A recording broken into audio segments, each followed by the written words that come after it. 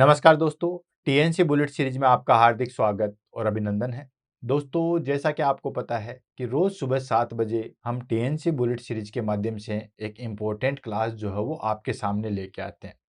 उस क्लास से रिलेटेड जो भी हमारे पास में डाउट होते हैं उन सबको हम क्लियर करते हैं। साथ के साथ जो है वो चर्चा करते हैं कि इन फ्यूचर में हमारे पास में उस पर्टिकुलर टॉपिक से किस प्रकार के जो है वो क्वेश्चन आ सकते हैं, उनकी भी जो है हम चर्चा करते हैं, ताकि एग्जाम में किसी भी तरीके से कोई भी क्वेश्चन आए हमारे पास में उसकी कंप्लीट इंफॉर्मेशन रहनी चाहिए और जो चीज़ हमने टीएनसी बुलेट सीरीज के अंदर पढ़ लिया है उससे रिलेटेड कोई भी जो है वो डाउट नहीं होना चाहिए।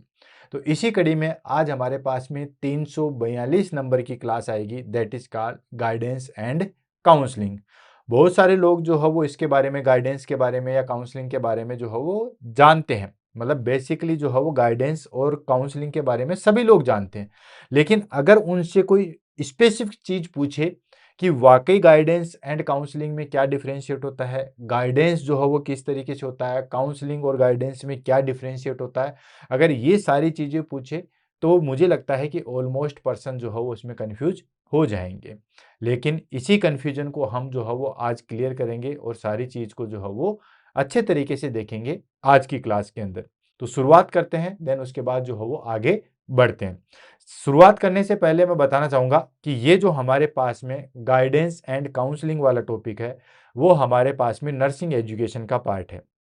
बहुत सारे important topic already nursing education के जो हो हमने करवा दिए हैं और फिर भी कोई ऐसा लगता है तो उनको भी हम जो है वो आगे करवाते रहेंगे।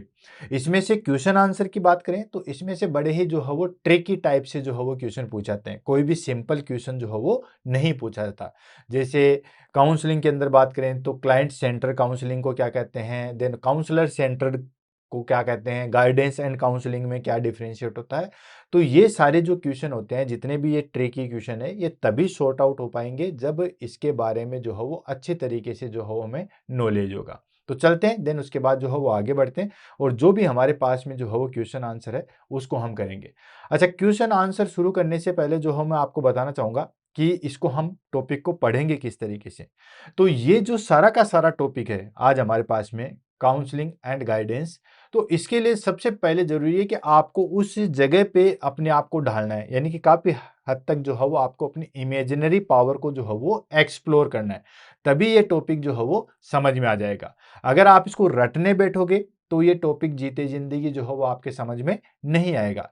तो इसके लिए जरूरी है कि अगर आपको इस टॉपिक को अच्छे तरीके से क्लियर करना है तो आपको इसको बहुत अच्छे तरीके से समझना होगा।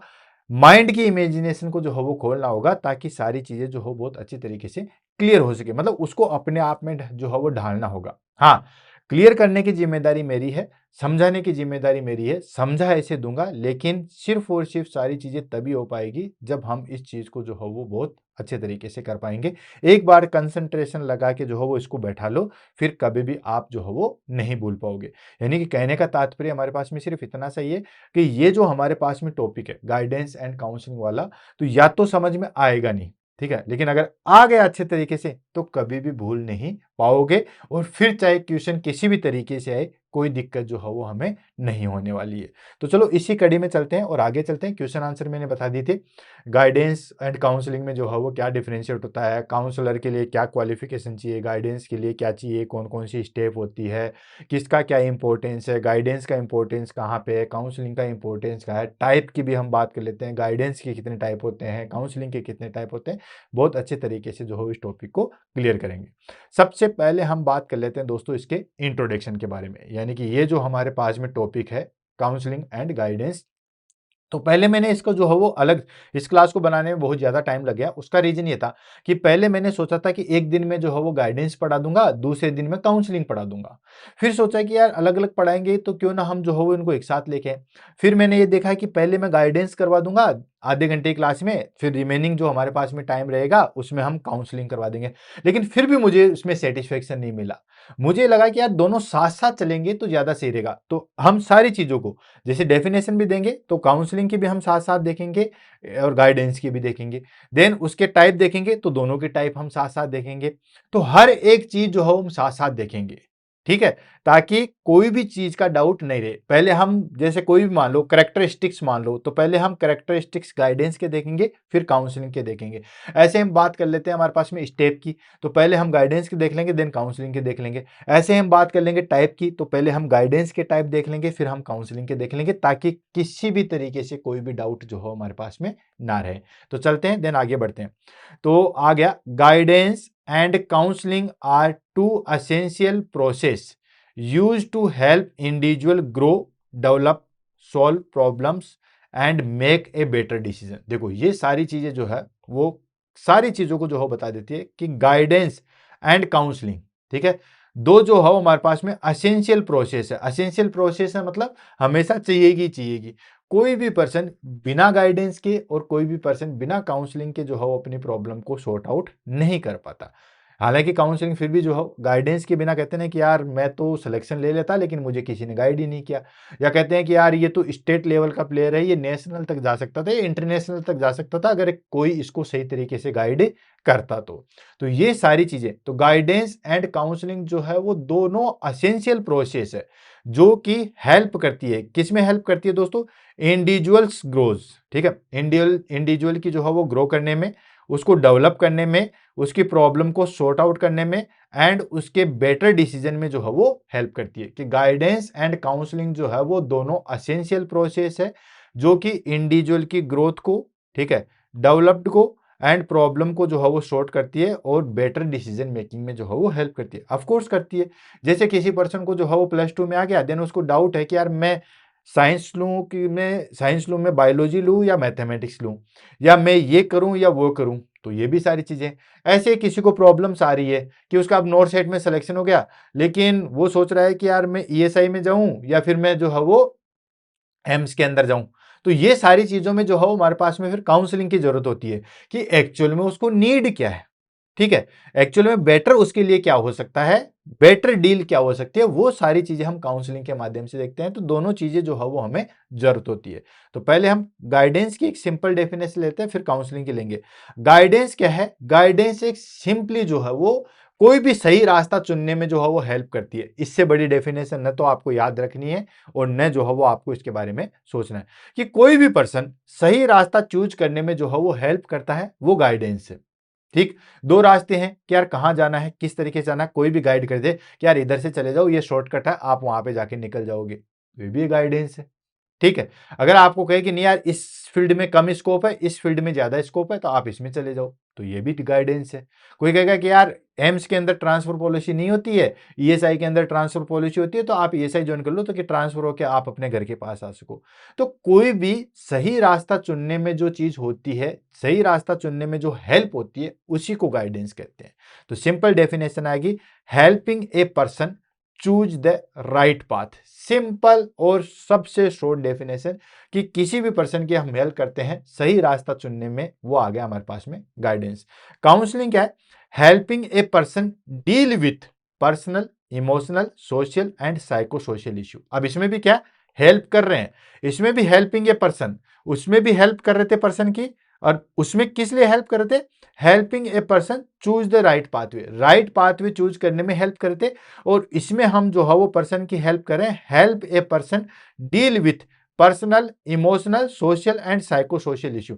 किसी भी पर्सन के कोई पर्सनल इश्यू है, ठीक है, इमोशनल इश्यू है, सोशल इश्यू है, साइको सोशल इश्यू है, उन सबको ठीक करने के लिए काउंसलिंग है। जैसे कोई पर्सन है, उसको जो है वो अपनी वाइफ से नहीं बन रही है, तो वहां पे भी काउंसलिंग की जरूरत है। वो पर्सन जो है वो किसी शहर में स्टैब्लिश नहीं हो पा रहा है, यानी कि वो एडजस्ट नहीं कर पा रहा, तो उसमें भी उसको काउंसलिंग की जरूरत है। कोई पर्सन बहुत ज्यादा इमोशनली है या बहुत ज्यादा इमोशनल लेस है, तो उसमें भी हमें काउंसलिंग की जरूरत होती है।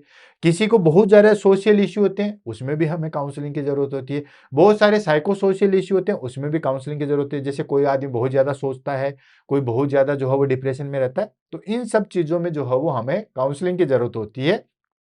तो इसमें भी पर्सन की हेल्प करते हैं, लेकिन helping a person deal with, इसमें पर्सन की हेल्प करते हैं ताकि वो अपनी चीजों को अच्छे तरीके से डील कर सके। उसके personal issue, emotional issue, social issue, psycho social issue, उसमें वो हेल्प करता है। काउंसलिंग में एक और डिफरेंस है, काउंसलिंग में काम खुद को ही करना पड़ता है, उसको सिर्फ और सिर्फ हेल्प की जाती है। जैसे वाइफ है, किसी पर्सन की कोई वाइफ है, उसके बीच में नहीं बन रही है, तो हम उसको काउंसलर कर सकते हैं कि यार ऐसे ऐसे करके आप एडजस्ट कर लो, करना उसी को पड़ता है। गाइडेंस में क्या होता है, हम एक चीज बताते हैं कि यार ऐसा करके ऐसी चीजें जो है वो चले जाओ, तो ये होता है गाइडेंस एंड काउंसलिंग में जो है वो हमारे पास में डिफरेंस। क्लियर है। अब बात आती है हमारे पास में डेफिनेशन, दोनों की जो है वो हमारे पास में एग्जैक्ट डेफिनेशन ले लेते हैं, देन उसके बाद जो है वो आगे बढ़ते हैं। तो पहले हम गाइडेंस की डेफिनेशन लेंगे, देन उसके बाद जो है वो काउंसलिंग की लेंगे। तो गाइडेंस की एक मोटा मोटी चीज तो आपको समझ में आएगी है कि कोई भी पर्सन को किसी राइट पाथवे में जो है वो डिसीजन लेने के लिए जो चीज चाहिए वो होता है गाइडेंस। तो a process is helping individual to make choice, solve a problem and develop potential through advice, information and direction. कोई भी पर्सन की जो है वो हम हेल्प करते हैं ताकि वो चॉइस चूज कर सके, अपनी प्रॉब्लम को सॉर्ट आउट कर सके, और किसी भी एडवाइस, इंफॉर्मेशन या डायरेक्शन के थ्रू। जैसे आपको कहीं पे भी जाना भी है, ठीक है, तो आप जाने के लिए पूछ रहे हो कि यार ये रास्ता किधर से होके जाएगा, तो कोई आपको जो हो बता रहा है, वो भी एक गाइडेंस है। ठीक है, कि ऐसे करके ऐसे चले जाओ और यहाँ से कैब पकड़ लेना और वहां पे आप डायरेक्ट पहुंच जाओगे। तो ये भी है जो है हमारे पास में गाइडेंस है। सेकेंड चीज आती है हमारे पास में काउंसलिंग। काउंसलिंग क्या है, a professional face to face interaction where a trained counselor help a person understand themselves, explore problems and find the solution throughout the therapeutic communication। Counselling हमारे पास में थोड़ी सी एडवांस स्टेज आती है। एडवांस स्टेज क्या है, इसमें फेस टू फेस इंटरेक्शन होता है, बिना उसके जो है वो हम नहीं कर सकते। गाइडेंस में तो क्या फोन पे बता दिया, या फोन पे भी नहीं तो जैसे मैंने किसी ए पर्सन को बताया, ए ने बी को बताया, बी ने जो है वो सी को जाके बता दिया, वो भी गाइडेंस है। लेकिन काउंसलिंग में तो भाई ए पर्सन अगर किसी को बताएगा, बी वाले को बताना है तो बी को ही बताएगा वो डायरेक्ट। अगर उसको डी को बताना है तो वो ऐसा नहीं करेगा कि वो पहले बी को बताएगा, देन सी को बताएगा, देन डी को बताएगा, नहीं, वो डायरेक्ट जो है वो डी को जाके जो है वो बता देगा। तो इस तरीके से जो है वो करते हैं। तो ये क्या होता है, एक फेस टू फेस इंटरेक्शन होता है, where trained counsellor help a person understand themselves, explore problems and find solution through therapeutic communication. यानी कि ये जो है वो हमारे पास में एक फेस टू फेस इंटरेक्शन होता है, जिसमें एक ट्रेंड काउंसलर जो है वो क्या होता है, पर्सन की प्रॉब्लम्स को असेस करता है, ठीक है, देन उसके बाद उसके हिसाब से जो है वो एप्रोप्रिएट प्रॉब्लम्स देता है। तो इसमें एक चीज आ गई कि काउंसलर जो है वो हमारे पास में ट्रेंड होना चाहिए। एक काउंसलर ही जो है वो हमारे पास में एक अच्छी तरीके से काउंसलिंग कर सकता है, बाकी गाइडेंस एक अनपढ़ आदमी भी कर सकता है, जबकि काउंसलर जो है वो काउंसलिंग जो है वो एक पढ़ा लिखा काउंसलर ही जो है वो कर सकता है। देन उसके बाद आता है हमारे पास में मोटा मोटी difference between guidance and counselling. तो इस चार्ट में जो है वो सारी चीज देखेंगे, अप्रोच देखेंगे, फोकस देखेंगे, कितना डेप्थ जाता है वो सारी चीज देखेंगे, कहाँ कहाँ यूज होता है, कितने टाइप का होता है वो सारी चीज देखेंगे। तो सबसे पहले हम फीचर्स की बात कर लेंगे, पहले हम गाइडेंस के बारे में बताएंगे, देन उसके बाद काउंसलिंग के बारे में बताएंगे, और फिर आगे जो हो बताएंगे विद एग्जाम्पल मैं आपको बताता रहूंगा। तो सबसे पहले आता है हमारे पास में नेचर। नेचर की बात करें तो गाइडेंस में एक जनरल हेल्प होती है, बिल्कुल जनरल। किसी ने भी पूछा, अनजान पर्सन ने भी पूछा, हम उसको कह देते हैं कि यार ऐसा कर लो, ऐसा करके ऐसे कर लो, वो होता गाइडेंस। किसी को रास्ता बताना हो, किसी को कुछ इंफॉर्मेशन चाहती है वो बताना हो, कोई भी चीज सिंपली जो है हेल्प होती है, जनरल जो हेल्प होती है वो हम करते हैं गाइडेंस के अंदर। काउंसलिंग के अंदर क्या कहते हैं, डीप पर्सनल हेल्प। काउंसलिंग के अंदर हमें बहुत डेप्थ तक जाना पड़ता है, और किसी नॉन पर्सन को, पहले हमारे पास में नॉन पर्सन होता है उसी की हम काउंसलिंग करते हैं। नॉन नहीं है तो पहले नॉन बनाना पड़ेगा, फिर उसकी काउंसलिंग कर सकते हैं, अदरवाइज नहीं कर सकते। देन बात करते हैं फोकस, यानी कि ये कहाँ पे फोकस करता है। तो गाइडेंस जो हो बेसिकली एजुकेशनल एंड वोकेशनल, ठीक है, एजुकेशनल, कौन सा सब्जेक्ट चूज करना है, कौन से सब्जेक्ट का कितना वेटेज देना है, कोई हमें गाइड कर देगा वो सारी चीजें कि यार ये सब्जेक्ट नहीं ऐसे कर लो, इसको ऐसे पढ़ लो। तो ये जो है वो फोकस किस पे रहता है दोस्तों, ये हमारे पास में एजुकेशनल एंड वोकेशनल पे रहता है। जबकि काउंसलिंग जो है वो हमारे पास में इमोशनल, साइको सोशल, पर्सनल, इन सब पे जो है वो फोकस रहता है। उसकी इमोशनल कंडीशन क्या कहती है, उसके साइको सोशल थॉट्स क्या कहते हैं, उसकी पर्सनल थिंकिंग क्या कहते हैं, उन सब के ऊपर जो है वो डिपेंड होता है। अप्रोच की बात करें तो ये डायरेक्टिव होता है, डायरेक्टिव इन द सेंस कि हम डायरेक्शन देते हैं कि ऐसा नहीं ऐसा कर लो, ठीक है। जबकि काउंसलिंग नॉन डायरेक्टिव होता है, ये ध्यान रखना, ये काफी बार एग्जाम में पूछा है। नॉन डायरेक्टिव मतलब काउंसलिंग में आप ऐसा नहीं कर सकते कि आप अपनी वाइफ को जाके ऐसे कर दो, नहीं, हम कह सकते हैं करेगा कि न करेगा वो उसके ऊपर डिपेंड है, या वो उसको किस तरीके से करेगा उस पे। तो अप्रोच की बात करें तो गाइडेंस जो है वो हमारे पास में डायरेक्टिव होता है, और काउंसलिंग जो है हमारे पास में नॉन डायरेक्टिव एंड थेराप्यूटिक होता है। तो ये जो है वो अप्रोच ध्यान रखना, ये एग्जाम में 2 से 3 बार पूछी हुई है कि अप्रोच क्या होती है। तो अगर हम अप्रोच की बात करें तो गाइडेंस जो है हमारे पास में डायरेक्टिव होता है कि नहीं ऐसा कर लो, हम उसको डायरेक्शन दे रहे हैं। जबकि काउंसलिंग में ऐसा नहीं है, हम उसको समझा सकते हैं, क्या करना है कैसे करना है वो उनके ऊपर डिपेंड करता है। नेक्स्ट हम बात करते हैं प्रोवाइडर, कौन प्रोवाइड करता है। ठीक है, हम कह रहे हैं गाइडेंस एंड काउंसलिंग, तो प्रोवाइड कौन कर रहा है। तो प्रोवाइड की बात करें तो गाइडेंस टीचर कर सकता है, मेंटर कर सकता है एंड गाइड कर सकता है। कोई भी गाइड है वो उसको गाइड कर सकता है, टीचर है, मेंटर है। जबकि काउंसलिंग में ट्रेंड काउंसलर या साइकोलॉजिस्ट ही चाहिए होता है, ताकि उसकी थिंकिंग को जो है वो अंडरस्टैंड करें, देन उसके बाद जो है वो उस प्रॉब्लम को शॉर्ट आउट करें। डेप्थ की बात करें तो गाइडेंस बिल्कुल सुपरफिशियल होता है, हमें आजू बाजू की चीजों पे जो है वो ध्यान ही नहीं देना होता है। जो चीज पूछी पॉइंट टू पॉइंट बात करते हैं एंड पॉइंट टू पॉइंट जो है वो डिसीजन लेते हैं एंड एडवाइस करते हैं। जबकि काउंसलिंग जो है वो डेप्थ में होती है एंड कॉन्फिडेंशियल होती है, बिल्कुल डिटेल में जाके और बिल्कुल कॉन्फिडेंशियली। जैसे HIV किसी को हो गया तो वो डिप्रेशन में चला जाता है, तो उसको भी जो है वो हम काउंसलिंग करवाते हैं। किसी पर्सन को कोई सीवियर डिजीज हो गए तो भी उसकी काउंसलिंग करवाते हैं। तो ये बिल्कुल डेप्थ में होती है, कॉन्फिडेंशियल होती है, किसी भी पर्सन की कोई इंफॉर्मेशन जो है वो लीक आउट नहीं करते हैं। जबकि गाइडेंस में ऐसा हो सकता है, गाइडेंस में हम जो है वो ओपनली कर सकते हैं। देन उसके बाद आती है हमारे पास में सेटिंग की बात। तो सेटिंग की बात करें तो गाइडेंस हम लार्ज ग्रुप पे पॉसिबल है। ठीक है, जैसे मान लो एक 30-40 बच्चों का ग्रुप है, 10th क्लास का या 12th क्लास का, उसमें हम बता रहे हैं कि ऐसा करने से इस सब्जेक्ट में ये बेनिफिट है, इसमें ये बेनिफिट है, ये एरिया है। तो गाइडेंस जो है वो लार्ज स्केल पे हम कर सकते हैं। जबकि काउंसलिंग में हमें 1-to-1 चाहिए होता है, मोस्टली 1-to-1 चाहिए होता है। हाँ, ज्यादा से ज्यादा हो सकता है तो 2-3 लोग हो सकते हैं, वो भी सेम ग्रुप के। जैसे कंपनियों में हम काउंसलिंग करते हैं तो वो सेम ग्रुप के हो सकते हैं, वो भी 2 से 3 लोग। जबकि मेनली जो है वो काउंसलिंग एक पर्सन से की जाती है, जिसको जो प्रॉब्लम है उसी पर्सन को लेके वहां से काउंसलिंग की जाती है। जबकि जो गाइडेंस है वो हम लार्ज स्केल पे 10 लोगों को एक साथ पढ़ा सकते हैं, 20 लोगों को एक साथ कर सकते हैं। जैसे ये क्लास ही चली है, अगर मैं कहूं कि आपको इस तरीके से स्टडी करनी है, ये नोट्स बनाने हैं, इसमें से यहाँ से क्वेश्चन आ गया, तो ये सारे के सारी जो है वो हमारे पास में क्या है दोस्तों, गाइडेंस है। जैसे सबसे अच्छा एग्जाम्पल हम यही ले लेते हैं, मैं आपको पढ़ा रहा हूँ, देन उसके बाद नोट सेट 10 की जो है वो तैयारी करा रहा हूँ कि हमें जो है वो इस तरीके से पढ़ना है, इतने घंटे पढ़ना है, इस सब्जेक्ट पे ज़्यादा वेटेज देना है, यही इंपॉर्टेंट टॉपिक है जिसको हमें पढ़ना है, यहाँ से क्वेश्चन इस तरीके से निकल के आएगा। ये सारी की सारी होती है गाइडेंस। फिर बात मान लो काउंसलिंग की, तो काउंसलिंग में हो गया, जैसे मान लो किसी पर्सन का सिलेक्शन हो गया, उसका CREB भी निकल गया और UPSC एम्स भी निकल गया। अब वो कंफ्यूज हो रहा है कि सर मैं क्या ज्वाइन करूं, मैं जो है वो ESIC ज्वाइन करूं या फिर जो है वो हमारे पास में जो है वो एम्स ज्वाइन करूं। तो वो पर्सन मुझे फोन करता है, देन मैं उसको एडवाइस करता हूं कि आप रहने वाले कहाँ के हो, फैमिली में क्या क्या है, कितने लोग हो, क्या हो। तो वो सारी चीजें पूछ के जो है उनको एडवाइस किया जाता है, और उसके बाद भी जरूरी नहीं है कि वो उस चीज को फॉलो करे ही। ठीक है, तो वो नॉन डायरेक्टिव होती है। तो ये काउंसलिंग एंड जो है वो हमारे पास में गाइडेंस में जो है वो डिफ्रेंशिएट है। क्लियर हो गया। अब बात कर लेते हैं हमारे पास में ऑब्जेक्टिव। ऑब्जेक्टिव दोनों के साथ साथ लेंगे, पहले हम ऑब्जेक्टिव ले लेते हैं हमारे पास में किसके, गाइडेंस के, देन उसके बाद लेंगे हम काउंसलिंग के। दोनों के ऑब्जेक्टिव लेते हैं। अब दोनों को चीज समझ में आ गई, दोनों जो है वो समझ गए, तो ऑब्जेक्टिव बहुत आसानी से समझ में आ जाएगा। बेस्ट एग्जांपल मैंने आपको ये बता दिया कि ये क्लासरूम ही ले लो। मैं आपको नोट से 10 कैसे क्रैक करना है उसके बारे में एडवाइस कर रहा हूं, उसके बारे में बता रहा हूं। ये तो हो गया गाइडेंस।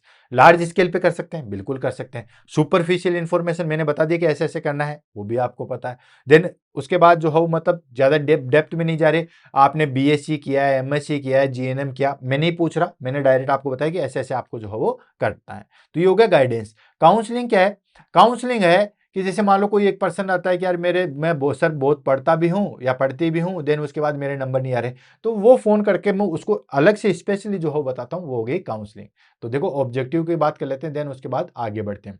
तो पहला ऑब्जेक्टिव होगा हेल्प इन डिसीजन मेकिंग। ठीक है, गाइडेंस में क्या होता है, डिसीजन मेकिंग में हेल्प होती है।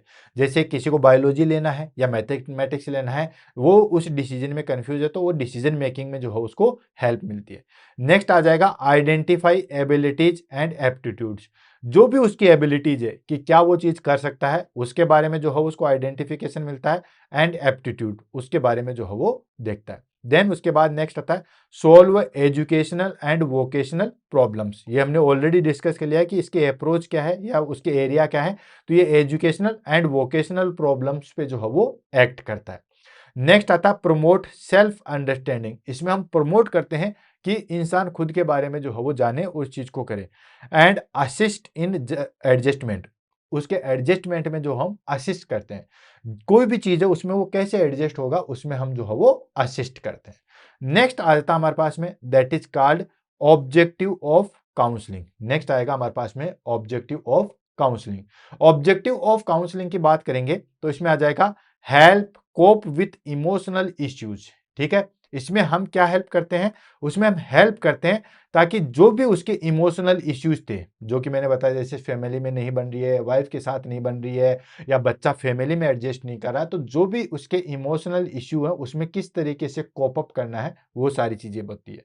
नेक्स्ट आता है मॉडिफाई माल अडेप्टिव बिहेवियर।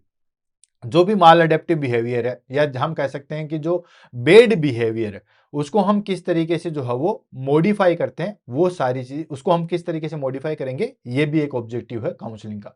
नेक्स्ट आता है इंप्रूव प्रॉब्लम सॉल्विंग स्किल। हर पर्सन के अंदर जो है वो प्रॉब्लम सॉल्व करने की कैपेसिटी होती है। किसी पर्सन के अंदर जो है वो ज्यादा होती है और किसी पर्सन के अंदर वो कैपेसिटी जो है वो कम होती है। तो जिस पर्सन के अंदर प्रॉब्लम सॉल्विंग स्किल या प्रॉब्लम सॉल्विंग कैपेसिटी कम होती है उसको हम कैसे इंप्रूव कर सकते हैं, कैसे बढ़ा सकते हैं, वो सारी चीजें यहां पे करते हैं। नेक्स्ट आता है हमारे पास में promote mental health. Mental health को किस तरीके से हम प्रमोट करते हैं वो सारी चीजें। तो मेंटल हेल्थ वो क्या सोचता है, किस तरीके से सोचता है, उसको हम प्रमोट करते हैं। एक तरीके से कहें कि जैसे हम हेल्थ की डेफिनेशन कहते हैं तो health is a physical mental and social wellbeing. तो जो मेंटल हेल्थ है, जो भी उसके दिमाग के अंदर जो चीजें चल रही है उसको हम किस तरीके से प्रमोट कर सकते हैं वो सारी चीजें देखते हैं। नेक्स्ट आता है हमारे पास में प्रोवाइड इमोशनल सपोर्ट। काउंसलिंग के थ्रू जो हम इमोशनल सपोर्ट जो है वो प्रोवाइड करते हैं। नेक्स्ट आता है हमारे पास में that is called develop self awareness and insight. Insight और सेल्फ अवेयरनेस को जो है वो हम डेवलप करते हैं। क्लियर हो गया, develop self awareness and insight को जो है वो करते हैं। तो ये दोनों ऑब्जेक्टिव हो गए। दोनों का जो है वो आप डिफरेंशिएट समझ जाओगे। जो मैंने डेफिनेशन के तहत बताया कि जैसे किसी को सब्जेक्ट चूज करना है वो चीजें पूछ रहा, वो गाइडेंस हो गया। किसी को अपने अंदर प्रॉब्लम्स है कि कोई चीजों में एडजस्ट कैसे करना है, घर के अंदर वाइफ और माँ के बीच में जो चीजें हैं उसमें हम काउंसलिंग करने की जरूरत होती है, तो वो चीजें हैं। नेक्स्ट आया था हमारे पास में टाइप ऑफ गाइडेंस। गाइडेंस के जो है वो हमारे पास में कितने टाइप होते हैं, तो अगर देखा जाए तो हमारे पास में गाइडेंस के जो है वो 5 टाइप होते हैं। कौन कौन से होते हैं उसको हम ले लेते हैं, देन उसके बाद आगे बढ़ते हैं। सबसे पहले आता है हमारे पास में एजुकेशनल गाइडेंस, जिसका मैं बार बार जिक्र कर रहा हूं कि कौन सा सब्जेक्ट चूज करना है, कौन सा कोर्स लेना है, कितने मंथ का लेना है, कौन से सेंटर से करें, कौन सी यूनिवर्सिटी बढ़िया रहेगी। ये सारी की सारी अगर इन्फॉर्मेशन हम किसी से प्राप्त कर रहे हैं या ये इन्फॉर्मेशन हम किसी को दे रहे हैं तो ये आ गया हमारे पास में एजुकेशनल गाइडेंस। एजुकेशन से रिलेटेड हम गाइड कर रहे हैं तो वो चीज आ गई, यानी कि choosing subject, courses, study habits, exam stress and career planning. यानी कि एजुकेशनल गाइडेंस के अंदर हम क्या करते हैं, सब्जेक्ट चूज करते हैं, course, study habits, exam stress, वो सारी चीजों से रिलेटेड जो भी चीजें होती है गाइडेंस होता है वो आता है एजुकेशनल गाइडेंस। सेकंड आता है हमारे पास में वोकेशनल गाइडेंस। वोकेशनल गाइडेंस क्या होता है, जॉब से रिलेटेड जो भी चीजें होती है, ठीक है, choosing occupation, job skill, job satisfaction, work adjustment, ये सारी चीजें जो हम किस में आती है, वोकेशनल गाइडेंस में। नेक्स्ट आता है हमारे पास में पर्सनल गाइडेंस। पर्सनल गाइडेंस कौन सी होती है, social, emotional, health and personal problems को हम जो है वो ठीक करते हैं, वो आ गए हमारे पास में पर्सनल गाइडेंस। कौन कौन सी, social, emotional, health, personal problems, ये सारी चीजें जो है वो करते हैं, ये पर्सनल गाइडेंस में आ गई। नेक्स्ट आ गया सोशल गाइडेंस। सोशल गाइडेंस मतलब इंटरपर्सनल स्किल कैसे डेवलप करनी है, पीर रिलेशन कैसे बनाना है, पीर मतलब दोस्तों के साथ जो ग्रुप बनाना है, वो सारी चीजें कैसे क्रिएट करनी है, तो ये आ गया हमारे पास में सोशल गाइडेंस। नेक्स्ट आ गया मोरल गाइडेंस। मोरलिटी से रिलेटेड, वैल्यू, इथिक्स, डिसिप्लिन, इन सब से रिलेटेड जो गाइडेंस किया जाता है उसको हम कहते हैं मोरल गाइडेंस। तो हमारे पास में गाइडेंस की जो है बेसिकली जो है वो कितनी आ गई दोस्तों, 5 आ गई। कौन कौन सी, एजुकेशनल गाइडेंस, एजुकेशन से रिलेटेड, कोर्स से रिलेटेड जो हम गाइड करते हैं एजुकेशनल।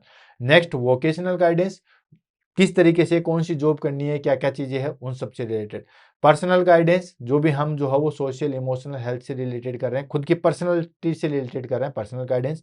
सोशल गाइडेंस हो गया हमारे पास में interpersonal skill and peer group, जहां पे वो रह रहा है उससे रिलेटेड जो हम गाइडेंस करते हैं वो आ गया सोशल गाइडेंस। नेक्स्ट आता है हमारे पास में मोरल गाइडेंस, मतलब वैल्यू, इथिक्स एंड डिसिप्लिन, इन सब की जो है वो हम देखते हैं, वो आ गया हमारे पास में मोरल गाइडेंस।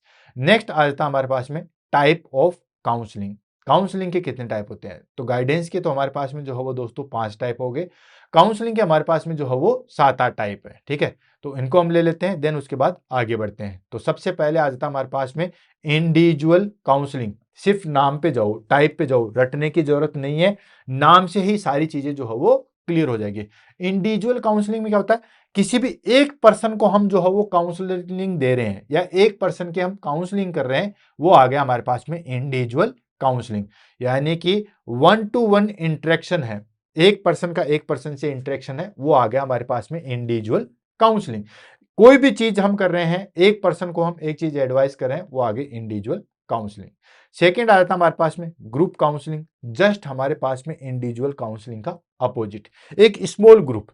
जैसे हमारे पास में ऑफिस में है, तो 3 लोगों को जो है वो एक्सेल में दिक्कत आती है, तो उनको हम जो है वो काउंसलर कर रहे हैं, उनको एक्सेल से बहुत ज्यादा डर है, तो उनको उसको काउंसल कर रहे हैं कि यार किस तरीके से आपको जो है वो एक्सेल से डरना नहीं है, उसको किस तरीके से आपको ठीक करके इसको जो है वो आगे बढ़ाना है, वो आगे ग्रुप काउंसलिंग। हालांकि बहुत ज्यादा बड़ा ग्रुप जो है वो काउंसलिंग में नहीं लिया जाता, गाइडेंस में लिया जा सकता है, काउंसलिंग में बहुत बड़ा ग्रुप नहीं लिया जाता, एक स्मॉल ग्रुप ही जो है वो लिया जाता है। तो ये small group facing similar issue, यानी कि उसमें भी क्या होता है, स्मॉल ग्रुप होना चाहिए, प्लस वो जो चीज को फेस कर रहे हैं, जो भी प्रॉब्लम्स को फेस कर रहे हैं, वो सिमिलर होनी चाहिए।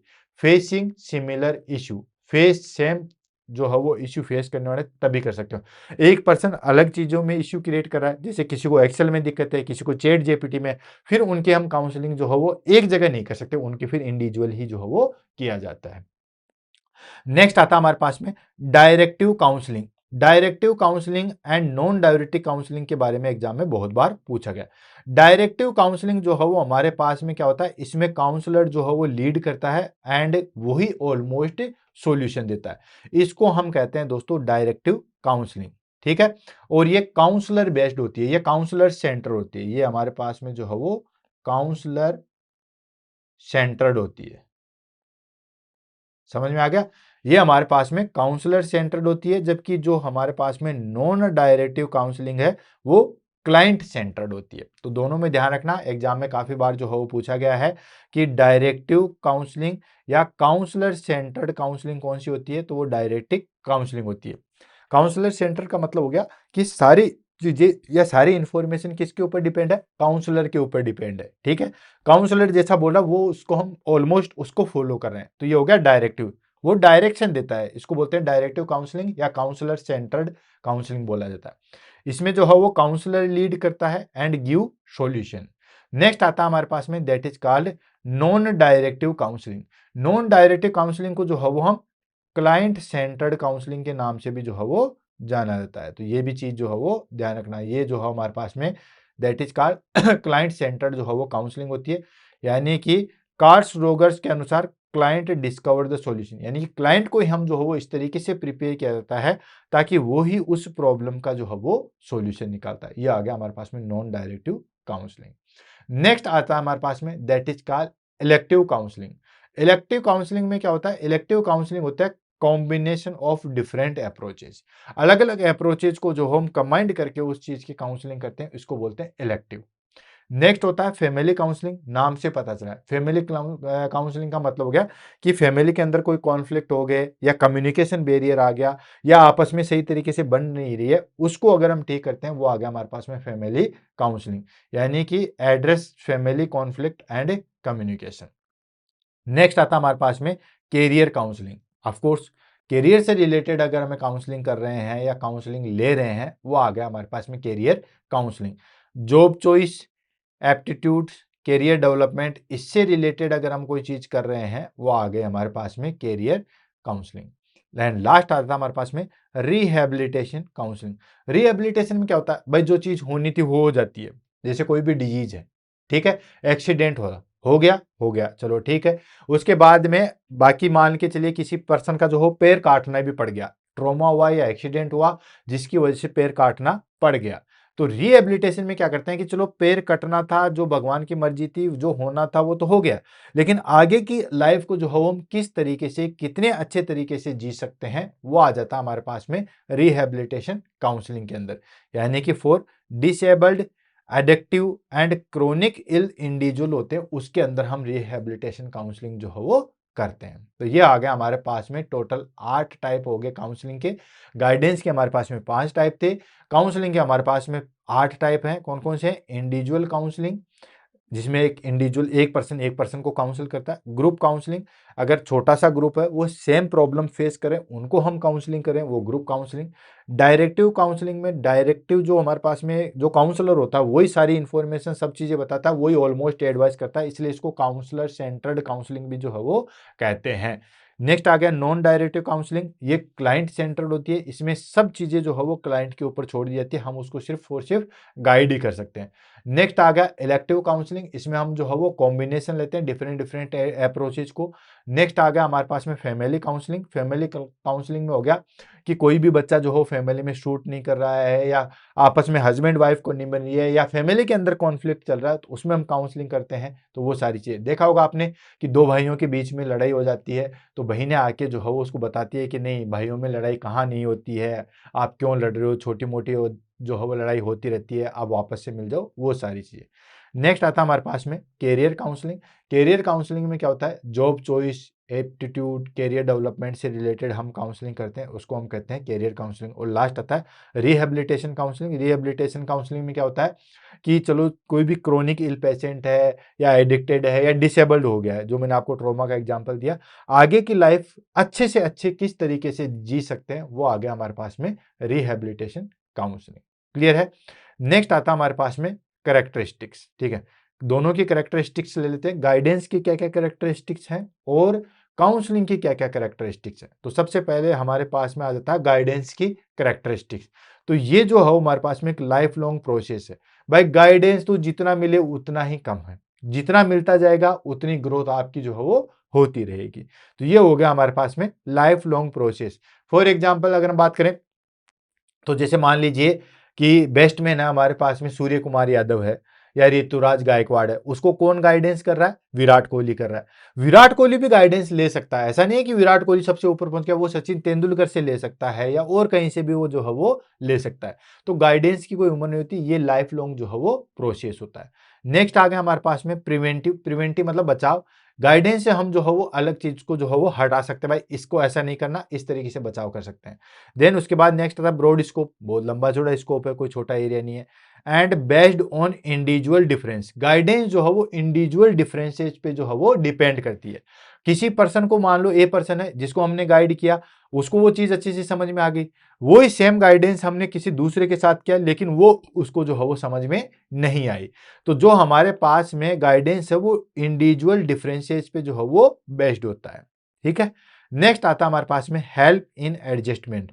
भाई जो भी चीज चल रही है उसमें किस तरीके से एडजस्ट होना है, वो सारी की सारी चीजें हमें जो है वो गाइडेंस बताता है। अब बात कर लेते हैं हमारे पास में कैरेक्टरिस्टिक्स ऑफ काउंसलिंग। काउंसलिंग की क्या क्या कैरेक्टरिस्टिक्स है? तो सबसे पहले आता है कॉन्फिडेंशियली।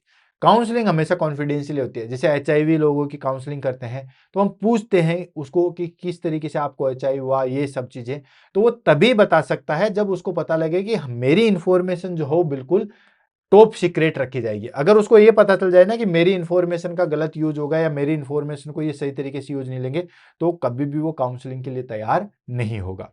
तो काउंसलिंग जो है वो हमेशा कॉन्फिडेंशियली होती है। नेक्स्ट आता है one two one. Of course guidance में तो हम बहुत सारे ग्रुप को एक साथ कर सकते हैं, लेकिन काउंसलिंग में जो है हमारे पास में वन टू वन जो है वो इंटरेक्शन होता है। नेक्स्ट आ जाएगा हमारे पास में इमोशनल हीलिंग। वो जो भी अंदर जो गहरे बड़े बड़े घाव हैं, ठीक है, उनको हील करता है। इमोशनल हीलिंग जो है वो हम किस में कर सकते हैं दोस्तों? काउंसलिंग में कर सकते हैं। नेक्स्ट आता है based on trust and report. ठीक है, काउंसलिंग सबसे ज्यादा इफेक्टिव तभी हो सकती है जब काउंसलर और जो हमारे पास में क्लाइंट है उनके बीच में जो है वो ट्रस्ट हो। अगर ट्रस्ट नहीं होगा तो नहीं हो सकती। नेक्स्ट आता है हमारे पास में थेरापीटिक। थेरापीटिक होता है मतलब ट्रीटमेंट की रिगार्डिंग भी हम इसको जो है वो काम में लेते हैं। एंड प्रोफेशनल एंड इथिकल दोनों में जो है वो काम करता है। प्रोफेशनल जैसे हम बात कर रहे हैं उस तरीके से, या इथिकल जो चीज़ सही है उस तरीके से काउंसलिंग का जो है वो हमारे पास में कैरेक्टरिस्टिक्स होता है। तो ये हो गया हमारे पास में कैरेक्टरिस्टिक्स ऑफ काउंसलिंग। कौन कौन सा? कॉन्फिडेंशियल है, 1-to-1 है, इमोशनल हीलिंग है, based on trust and rapport है, therapeutic and professional and ethical है। नेक्स्ट आता है हमारे पास में काउंसलिंग प्रोसेस। ठीक है, अब हम बात कर लेते हैं प्रोसेस ऑफ काउंसलिंग। अब आप कहोगे कि सर गाइडेंस की क्या प्रोसेस है? देखो, गाइडेंस की जो है वो इतनी प्रोसेस नहीं होती है, इतनी स्टेप नहीं होती है। गाइडेंस में सिंपली एक लाइन में भी जो है वो चीज खत्म की जा सकती है, 10 लाइनों में की जा सकती है। जबकि काउंसलिंग जो है वो हमारे पास में इस तरीके से जो है वो नहीं होती है। काउंसलिंग के लिए स्टेप बाय स्टेप चाहिए होता है। अब किस तरीके से आप क्या करोगे? तो दोस्तों, अगर आपने कभी काउंसलिंग ली है तो अच्छी बात है, आपको ये सारी चीज बहुत जल्दी समझ में आ गई। अगर नहीं लिए तो आप इसको एग्जाम्पल से समझो। जैसे फॉर एग्जाम्पल, कोई भी पर्सन है कि उसकी अपनी वाइफ के साथ जो है वो नहीं बनती है, अब उनको काउंसलिंग की जरूरत है। ठीक है, या बच्चे हैं, वो अपने माता पिता के साथ नहीं रहना चाहते, मतलब उनकी जो है वो हमारे पास में जो है वो लगता है कि मुझे इस फैमिली में नहीं रहना। अब माँ बाप तो चाहते हैं ना कि बच्चा यहीं रहे, क्यों फैमिली में जो से वो दूर जाए। तो उसके लिए क्या करते हैं, फिर काउंसलिंग की जरूरत होती है। तो काउंसलिंग में सबसे पहले वो काउंसलर के पास जाते हैं। तो ऐसा नहीं है कि काउंसलर कह देगा कि नहीं नहीं, कल जाके तुम घर वालों के साथ ही रहना, ऐसे ऐसे करना, वो सब चीजें ज्ञान देने लग जाएगा। कोई नहीं सुनेगा, कोई भी पर्सन उसका ज्ञान जो है वो नहीं सुनेगा। वो कब सुनेगा? जब उसका उसके ऊपर अच्छे से ट्रस्ट हो जाएगा, देन उसके बाद पूरी प्रोसेस हो जाएगी। तो इसमें हम पहले सेटिंग करते हैं, फिर प्रॉब्लम को असेस करते हैं कि यार एक्चुअल में प्रॉब्लम क्या है, फिर उससे रिलेटेड जो भी डाटा है उनको हम ले लेते हैं, फिर प्रॉब्लम को एनालिसिस करते हैं। एनालिसिस करने के बाद उस पर्टिकुलर प्रॉब्लम का सबसे एप्रोप्रिएट सॉल्यूशन क्या हो सकता है उसको हम ढूंढते हैं।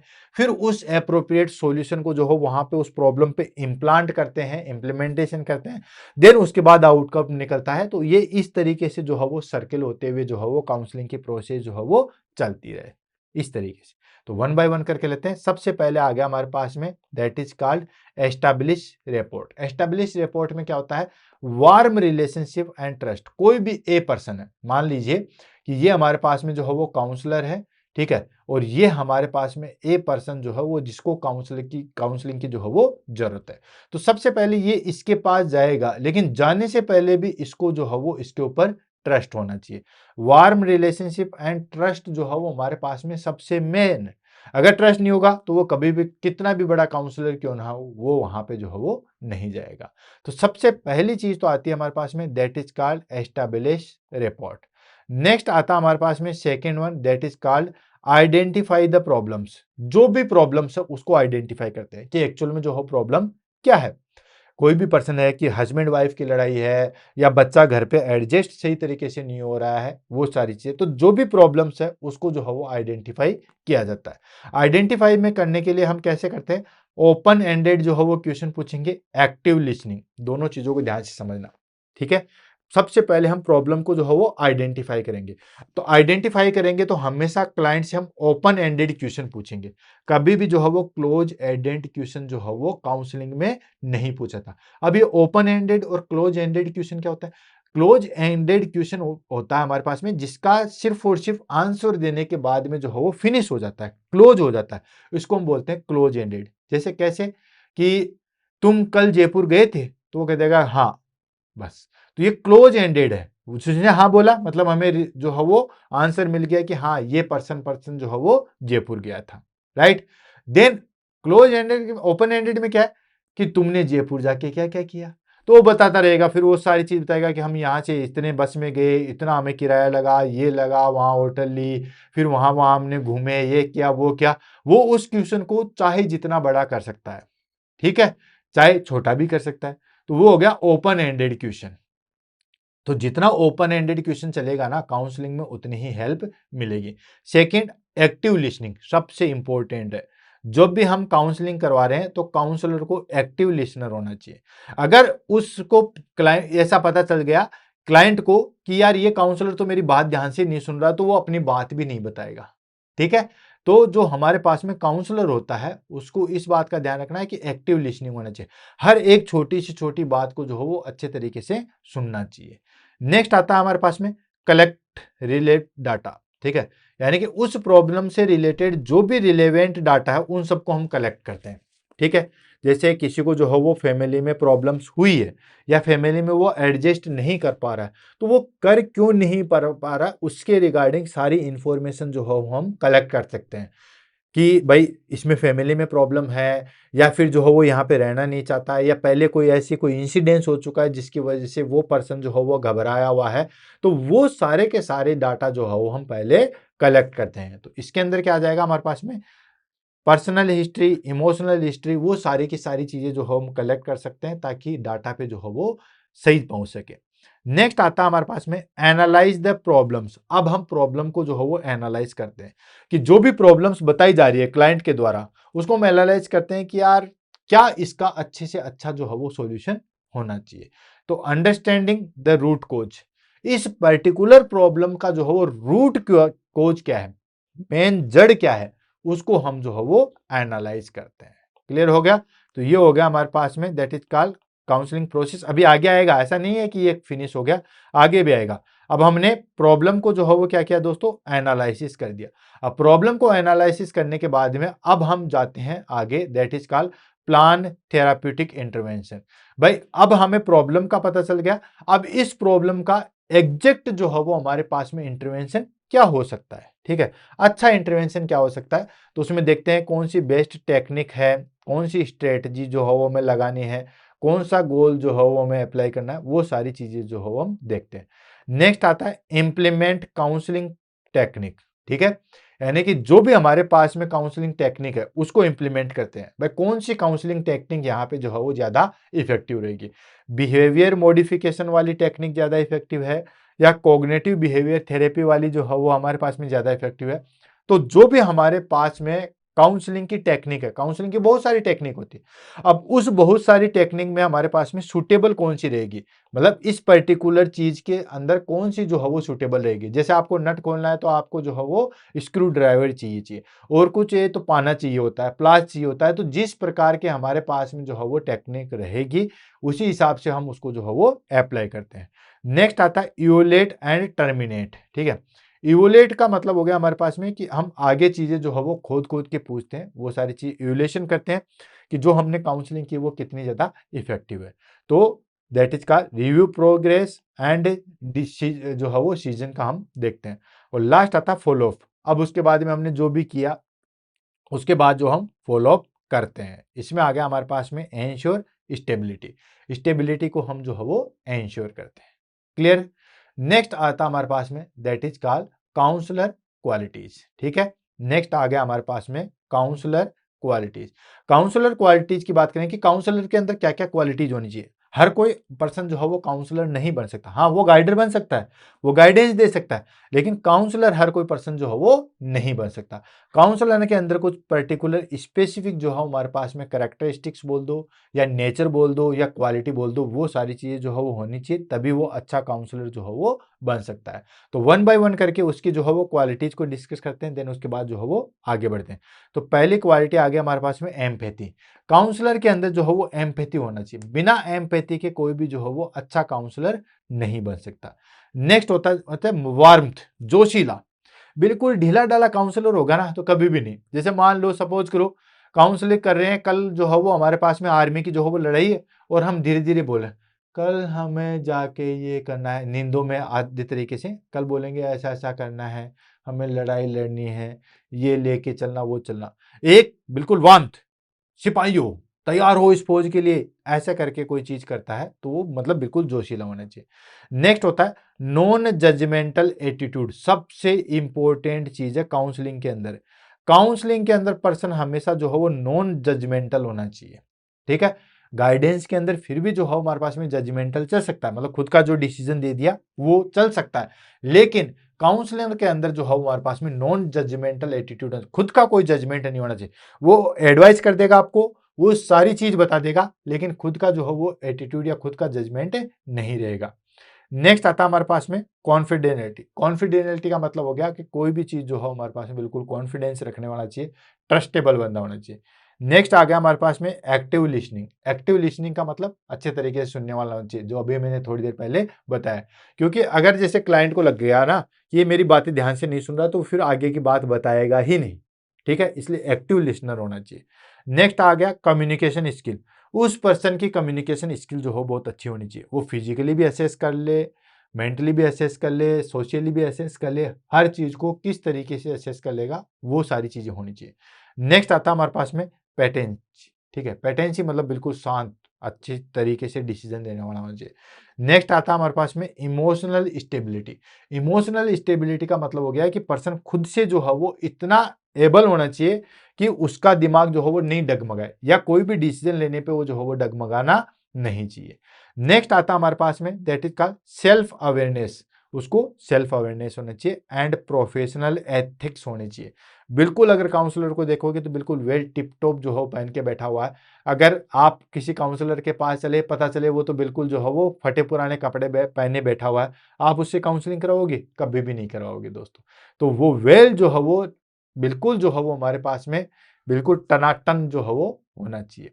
नेक्स्ट आता हमारे पास में काउंसलिंग टेक्निक। काउंसलिंग की जो है वो कौन कौन सी टेक्निक है, जैसे अभी थोड़ी देर पहले हमने देखा था कॉग्निटिव बिहेवियर थेरेपी था, रिलैक्सन थेरेपी था। इसी तरीके से हमारे पास में काउंसलिंग की बहुत सारी टेक्निक है। छोटी छोटी मैं बता देता हूँ, देन उसके बाद जो है वो आगे बढ़ेंगे। तो सबसे पहले थेरापीटिक कम्युनिकेशन। थेरापीटिक कम्युनिकेशन में क्या होता है कि बिल्कुल एंड टू एंड बात की जाती है हमारे पास में, ट्रीटमेंट से रिगार्डिंग वो सारी चीजें बात की जाती है। नेक्स्ट आता है हमारे पास में रिफ्लेक्शन।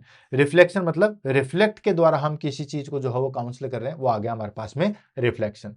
नेक्स्ट आ गया हमारे पास में that is called empathy statement. Empathy statement का मतलब हो गया कि भाई किसी भी पर्सन के साथ हम जो है वो इमोशनली जुड़ते हैं, वो आ गया हमारे पास में एम्पैथी। Next silence. काउंसलर हमेशा आपको देखना, जो रियल काउंसलर होगा वो चुपचाप सुनता रहता है, क्लाइंट बोलता रहता है सर ये ऐसा होता है, मुझे ऐसा दिखता है, मुझे ऐसा करना के मूड होता है, देन में जो है वो इस चीज़ पे कंट्रोल नहीं कर पाती। और जो काउंसलर है वो चुपचाप और बताइए, और बताइए, इस तरीके से होता है, तो बिल्कुल साइलेंट। नेक्स्ट आता है हमारे पास में रीएश्योरेंस। रीएश्योरेंस जो है हमारे पास में बिल्कुल अप्रोप्रिएट जो होना चाहिए। एंड देन उसके बाद आता है कन्फर्मेशन, मतलब जेंटल, पूरा जो है वो जेंटल तरीके से। Role playing, of course role playing के माध्यम से जो है हमारे पास में बिल्कुल हम रोल प्ले कर रहे हैं, देन उसमें हम असेस करते हैं, वो भी चीज़ है। देन रिलैक्सिंग थेरेपी। रिलैक्सिंग थेरेपी जब क्लाइंट बिल्कुल जो है वो रिलैक्स है, उस थेरेपी के दौरान हम जो है वो सारी चीज़ें जो है वो उगलवाते हैं, वो आ गया काउंसलिंग टेक्निक। नेक्स्ट आता है हमारे पास में सीबीटी, कोग्निटिव बिहेवियर थेरेपी, ठीक है। कोग्निटिव बिहेवियर थेरेपी में हमारे पास में वही सारी चीज़ें आ गई। एंड लास्ट आता है बिहेवियर मॉडिफिकेशन, रिवार्ड, पनिशमेंट, रीइंफॉर्मेशन। किसी भी पर्सन का जो है हमें बिहेवियर चेंज करना है, तो वो चीज़ मैंने आपको बताई थी दोस्तों कि अच्छे तरीके से काउंसलिंग जो होना चाहिए। तो बिहेवियर मॉडिफिकेशन में रिवार्ड, अच्छा काम करे उसको रिवार्ड दो, गलत काम करे देन उसको पनिशमेंट दो। ये भी जो है वो हमारे पास में बिहेवियर की बहुत अच्छी जो है वो कला है। नेक्स्ट रीइंफॉर्मेशन आपको बताइए। नेक्स्ट आता हमारे पास में इंपॉर्टेंस इन नर्सिंग। भाई जो भी हमारे पास में गाइडेंस एंड काउंसलिंग हमने देखा, पढ़ा, तो उसका नर्सिंग के अंदर क्या इंपॉर्टेंस है उसको हम ले लेते हैं। भाई बिना नर्सिंग के इंपॉर्टेंस को तो हम इस टॉपिक को यहाँ पे लेके नहीं आते, क्योंकि मेन चीज तो हमारे पास में जो है वो नर्सिंग ही है। तो नर्सिंग के अंदर गाइडेंस एंड काउंसलिंग का जो है वो क्या रोल होता है उसको, तो दोनों को हम एक ही जगह ले लेंगे। पहला आता हमारे पास में build therapeutic nurse patient relationship. Of course जब भी हम जो है वो मतलब कि काउंसलिंग करने की कोशिश करते हैं, या काउंसलिंग करना चाहते हैं, या काउंसलिंग कर चुके हैं, तो ऑटोमेटिकली जो है वो हमारे पास में नर्स पेशेंट का जो है वो रेशियो अच्छे तरीके से बन जाएगा, उसमें बिल्डअप हो जाएगा। नेक्स्ट आता हमारे पास में हेल्प इन प्रेजेंट एजुकेशन, ठीक है। यानी कि प्रेजेंट एजुकेशन, प्रेजेंट टाइम पे वो क्या एजुकेशन ले रहा है, उसमें भी जो है वो हेल्प मिलती है। दोनों को ही मिलती है, क्लाइंट को भी मिलती है एज वेल एज काउंसलर को भी मिलती है। नेक्स्ट आता है सपोर्ट्स मेंटल हेल्थ केयर, ठीक है। मेंटल हेल्थ केयर में जो है वो सपोर्ट मिलता है, नर्सिंग जो है वो मेंटल हेल्थ केयर में भी जो है वो सपोर्ट देती है। नेक्स्ट आता है help patient deal with fear, anxiety and depression. कोई भी पर्सन है वो अपने फियर से, एंजाइटी से एंड डिप्रेशन से किस तरीके से जो है वो कोप अप करता है, वो सारी चीजें देखते हैं। नेक्स्ट आता है हमारे पास में that is called improve adherence to treatment, ठीक है। यानी कि जो हमारे पास में ट्रीटमेंट जो है वो किस तरीके से इंप्रूव करते हैं, वो सारी चीजें भी हमारे पास में गाइडेंस एंड काउंसलिंग से करते हैं। कोई पर्सन दवाई नहीं ले रहा है तो अगर हम उसको अच्छे तरीके से गाइड करेंगे, देन काउंसलिंग करेंगे तो वो ले लेता है। तो ये सारी चीजें। नेक्स्ट आता है ensure holistic care. Holistic care क्या होती है दोस्तों? कंप्लीट केयर होती है। जो बुढ़ापे में कंप्लीट केयर होती है उसको होलिस्टिक केयर कहते हैं, जिसमें हमारे पास में फिजिकल, मेंटल, सोशल, स्पिरिचुअल वो सारी चीजें आती है। नेक्स्ट आता है हमारे पास में help in end of and depression. ठीक है, यानी कि एंड ऑफ एंड डिस्कशन में जो है वो हेल्प मिलती है। नेक्स्ट आता है सपोर्ट फैमिली मेंबर इमोशनली। भाई जिस पर्सन ने जो है हमारे पास में काउंसलिंग की है या काउंसलिंग अच्छे तरीके से की है तो वो हमेशा जो है वो फैमिली मेंबर्स को इमोशनली जो है वो सपोर्ट करता है। And essential in rehabilitation, ICU, chronic illness and psychiatric nursing. अब ये काफी ज्यादा जो है वो इंपॉर्टेंट वाली चीज आती रहती है कि हमारे पास में नर्सिंग का इंपॉर्टेंस तो सभी जगह, सभी जगह है, हर वार्डों में भी है, हर जगह है। लेकिन उसमें भी हमारे पास में जो है वो सबसे अच्छी जगह कौन सी होती है? उसमें हमारे पास में आईसीयू हुआ, क्रोनिक इलनेस वाला पेशेंट है, मान के चलिए 2 महीने से हॉस्पिटल के अंदर ही एडमिट है, तो वो आ गया chronic illness. And psychiatric nursing. Psychiatric nursing में भी दोस्तों ऐसा जो है वो बिना विश्वास के वो लोग आपके पास में नहीं आएंगे। अगर आपने साइकेट्रिक हॉस्पिटल में विजिट किया है तो देखा होगा कि बिना किसी रिस्पॉन्सिबिलिटी के या बिना जो है विश्वास के वो जो है वो आपके पास में नहीं आएंगे। तो ये हो गया हमारे पास में important in nursing. Guidance and counselling नहीं होगा तो नर्सिंग जो है वो उतनी इफेक्टिव नहीं होगी। नेक्स्ट आता हमारे पास में लिमिटेशन। नेक्स्ट हम बात कर लेते हैं दोस्तों लिमिटेशन की। लिमिटेशन क्या क्या लिमिटेशन है हमारे पास में, समझ में आ गया कि ये जो हमारे पास में चीजें चल रही है कि जो काउंसलिंग का गाइडेंस है उसकी क्या क्या लिमिटेशन है। तो लिमिटेशन हमारे पास में गाइडेंस की जो है हमारे पास में कोई लिमिटेशन नहीं होती है। बेसिकली हमारे पास में जो लिमिटेशन होती है वो सिर्फ और सिर्फ काउंसलिंग की होती है। तो वो क्या क्या लिमिटेशन है उसको हम देख लेते हैं। तो लिमिटेशन में सबसे पहली चीज आज की required skill professionals. Of course अगर हमें काउंसलिंग करना है तो हमें स्किल्ड प्रोफेशनल जो है वो ही रखने पड़ेंगे। जितना अच्छा आपने जो है वो प्रोफेशनल रखा उतना ही जो है वो आपको इफेक्टिव रिजल्ट मिलेंगे। Next time consuming. अगर हम बात करते हैं गाइडेंस एंड काउंसलिंग में तो जो हमारे पास में गाइडेंस है वो टाइम कंज्यूमिंग नहीं होता है, लेकिन जो हमारे पास में काउंसलिंग है वो हमेशा से ही जो है वो टाइम कंज्यूमिंग होता है। नेक्स्ट आता है नॉट सुटेबल फॉर एक्यूट साइकोसिस। जो एक्यूट साइकोसिस वाले क्लाइंट है उसके ऊपर जो है वो सुटेबल नहीं होता है। And client must be motivated. Client जो है मोटिवेटेड होना चाहिए। जो सीवियर डिप्रेशन में आप उसको कितना ही गाइडेंस दे दो, कितना ही काउंसलिंग कर दो, वो नहीं मानेगा। Next cultural and language barrier में अफेक्ट द आउटकम्स। जो भी हमारे पास में कल्चरल या लैंग्वेज बैरियर है वो इन दोनों चीजों को जो है वो अफेक्ट करते हैं। वो तो बिल्कुल करते हैं। ठीक है, कल्चरल क्या है, लैंग्वेज क्या है, इसके ऊपर जो है वो डिपेंड करते हैं। तो ये होगा लिमिटेशन। अब बात कर लेते हैं हमारे पास में ethical issue in counselling. Counselling के अंदर एथिकल इश्यू क्या क्या होते हैं, ठीक है, क्या क्या चीजें जो है वो अगर आपने गाइडेंस नॉर्मली कर दिया कोई दिक्कत नहीं है, कोई आपको कंप्लेंट करेगा, कोई पुलिस उठा के नहीं लेके जाएगी। लेकिन अगर आपने काउंसलिंग के अंदर जो है वो क्या क्या केस लग सकते हैं, आपके ऊपर क्या क्या केस लग सकते हैं। तो पहला चीज आ गया हमारे पास में कॉन्फिडेंटली। अगर आपने कॉन्फिडेंशियली उस काउंसलिंग को नहीं रखा या किसी भी क्लाइंट के कॉन्फिडेंशियली को आपने ब्रीच किया, तोड़ा, तो आपके ऊपर जो है वो एलिगेशन लग सकते हैं, ये ध्यान रखना। Next informed consent. Of course जब हम काउंसलिंग करते हैं तो इन्फॉर्म कंसेंट जो है वो हमें करना है। नेक्स्ट आता है रेस्पेक्ट फॉर ऑटोनोमी। ठीक है, ऑटोनोमी की रेस्पेक्ट जो है वो हमेशा होनी चाहिए। नोल मालफेंस होना चाहिए। देन बाउंड्रीज, बाउंड्रीज को जो है भूलना नहीं चाहिए, कहां तक उसकी लिमिटेशन है उसको ध्यान रखना। Avoiding dual relationship. Dual relationship को अवॉइड करना चाहिए। कैसे? जैसे काउंसलर जो है वो कहता है कि नहीं मैं भी आप ही की तरह जो है वो ज्यादा बोलने वाला हूं, या मैं बिल्कुल आपकी तरह कम बोलने वाला हूं। पता चले बाहर निकलते ही या रोज वो ऑब्जर्व करा कि वो तो बहुत ज्यादा बोलता है, तो कभी भी ड्यूअल पर्सनैलिटी में जो है वो नहीं जीना चाहिए। ऐसे ही कोई पर्सन है, काउंसलर कहता है कि यार मैं भी आपकी तरह जो है वो ज्यादा गुस्सा नहीं करता हूं। क्लाइंट को गुस्से से बहुत ज्यादा डर लगता है, उसने उसकी प्रॉब्लम को असेस किया, देन उसके बाद वो कहता है कि यार मुझे भी आपके गुस्से से जो है बहुत ज्यादा डर लगता है। तो उसमें हमारे पास में जो है वो जो हमारे पास में काउंसलर वो भी कहेगा कि यार मैं भी जो है वो गुस्सा नहीं करता हूं। तो क्लाइंट और काउंसलर के बीच में जो है बॉन्ड बन जाएगा। लेकिन जैसे ही जो है मान लो काउंसलर कहीं बाहर जाके गुस्सा करेगा तो क्लाइंट का उस पे से विश्वास उड़ जाएगा। तो ड्यूअल पर्सनैलिटी कभी भी जो है वो नहीं जीनी चाहिए। नेक्स्ट आता है हमारे पास में record keeping. Of course counselling के जो हो रिकॉर्ड अपने पास में रखे जाते हैं, रिकॉर्ड कीपिंग रखी जाती है। तो ये हो गया एथिकल इश्यू इन काउंसलिंग। अब बात कर लेते हैं हमारे पास में शॉर्ट नोट की। शॉर्ट नोट मतलब एग्जाम की दृष्टि से देखा जाए तो क्या शॉर्ट नोट है। तो सबसे पहला आता है हमारे पास में डायरेक्टिव काउंसलिंग। डायरेक्टिव काउंसलिंग जो है वो क्या होती है दोस्तों, काउंसलर सेंटर्ड होती है, और ये एग्जाम में काफी बार जो है वो क्वेश्चन है पूछा गया है, ध्यान रखना। तो जो डायरेक्टिव काउंसलिंग है, 3 काउंसलिंग के बारे में एग्जाम में सबसे ज्यादा पूछा था, इसलिए मैंने तीनों को यहीं लिख दिया है। पहला हमारे पास में डायरेक्टिव, सेकंड होता है नॉन डायरेक्टिव, और थर्ड होता है हमारे पास में इलेक्टिव काउंसलिंग। अच्छा, यह चीज ध्यान रखना, इलेक्टिव काउंसलिंग जो है वो हमारे पास में फिर भी जो है वो कम पूछी जाती है, लेकिन डायरेक्टिव और नॉन डायरेक्टिव काउंसलिंग जो है वो हमारे पास में सबसे ज्यादा पूछी जाती है। तो इसको हम ले लेते हैं। तो सबसे पहली चीज हो गई हमारे पास में काउंसलर सेंटर, इसको डायरेक्टिव। काउंसलर सेंटर कैसे, जैसे फॉर एग्जांपल काउंसलर सारी चीजें अपने बारे में बता रहा है कि ऐसे नहीं ऐसे कर लो, इस तरीके से कर लो, ये चीज ऐसे हो जाएगी, देन वो सारी चीजें वो सिर्फ ज्ञान दे रहा है, ठीक है। और जो क्लाइंट है वो सिर्फ सुन रहा है, वो उसकी एडवाइस को जस्ट फॉलो कर रहा है। ये हो गया हमारे पास में डायरेक्टिव काउंसलिंग। समझ में आ गया, डायरेक्टिव मतलब उसको डायरेक्शन दे रहा है कि इस तरीके से जो है वो आप कर लीजिए। ये हो गया हमारे पास में डायरेक्टिव काउंसलिंग।